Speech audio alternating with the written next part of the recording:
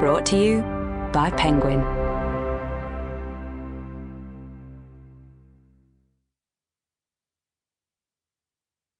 The Eights by Joanna Miller. Read by Alix Dunmore. Michaelmas Term. Chapter 1. Thursday the 7th of October, 1920. North Week. Academic dress. Students are expected to wear the undergraduate's gown and cap of the approved pattern for lectures and tutorials, and when they enter any university building. This includes the university church and the libraries. They are also expected to wear academic dress if they are out after dinner, unless they are going by invitation to a private house. They are required to wear for their examinations a special dress under the gown, namely a dark coat and skirt, and a white blouse with black tie. Shoes and stockings must be black. On other occasions they are advised to wear under the gown either a dark coat and skirt or a dark coat frock. Bright and light colours are inadmissible.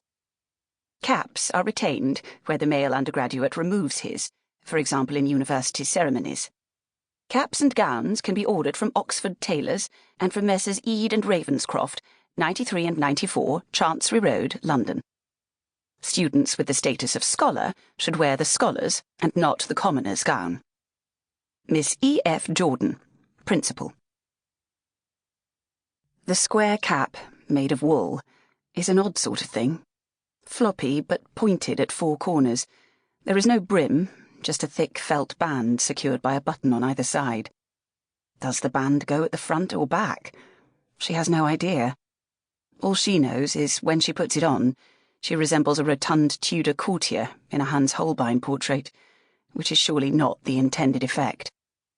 Strange little cap or no, Beatrice Sparks can hardly believe that she has woken up somewhere other than the cluttered townhouse in Bloomsbury that has been home for the last 21 years. When she said goodbye to her father last night, she felt like a sheet of paper folded in half and torn roughly along the crease.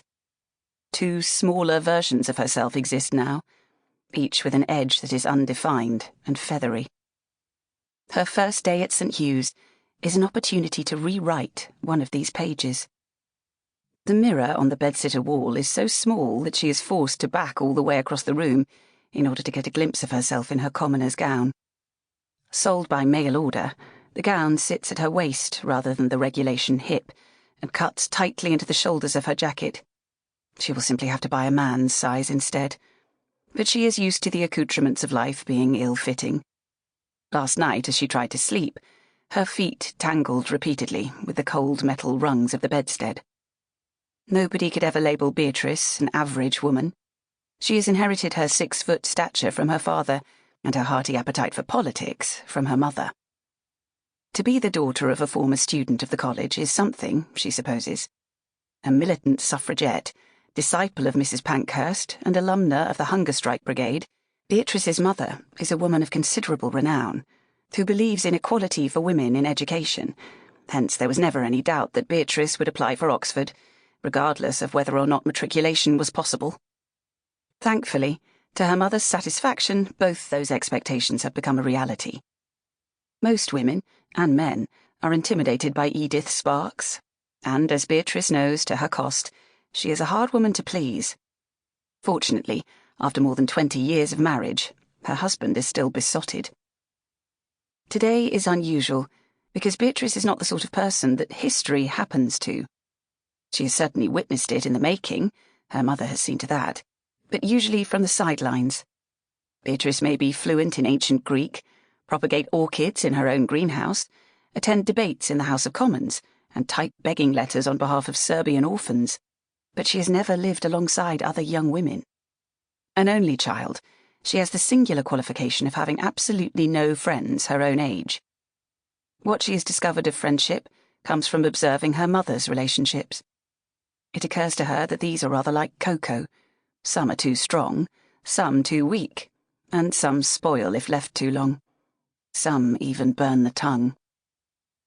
Glancing through her ground-floor window, she watches a lone wood pigeon pace the lawn, as if it has lost something. Its purpose. Sample complete. Ready to continue?